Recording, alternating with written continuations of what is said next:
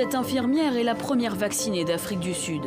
Un vaccin porteur d'espoir pour ce pays ravagé par le virus et encore plus depuis l'apparition de son variant local, réputé plus contagieux. Avec 1 500 000 cas et plus de 48 000 décès, l'Afrique du Sud est officiellement le pays le plus touché du continent. J'ai demandé au ministre de l'Éducation supérieure et de l'Innovation de créer une équipe de scientifiques pour lancer le processus de développement de nos propres vaccins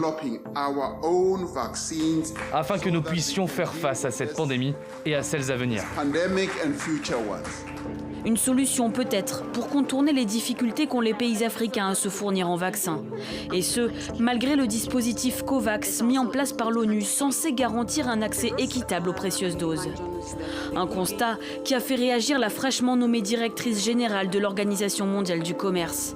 Nigériane, envoyée spéciale de l'Union africaine contre la Covid-19, elle espère un meilleur accès aux vaccins pour le continent.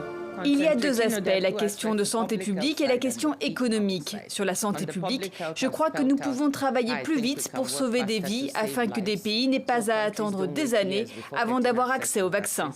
En attendant, l'Union africaine a obtenu en janvier 270 millions de doses pour le continent.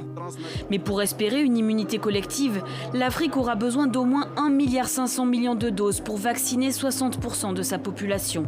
On est aujourd'hui loin du compte.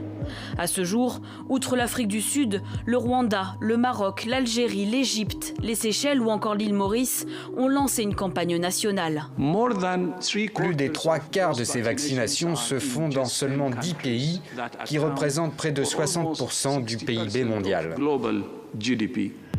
Ces derniers jours, quelques pays comme le Zimbabwe ont reçu des vaccins chinois. Des doses bienvenues en attendant que les appels des pays riches à plus de solidarité se concrétisent.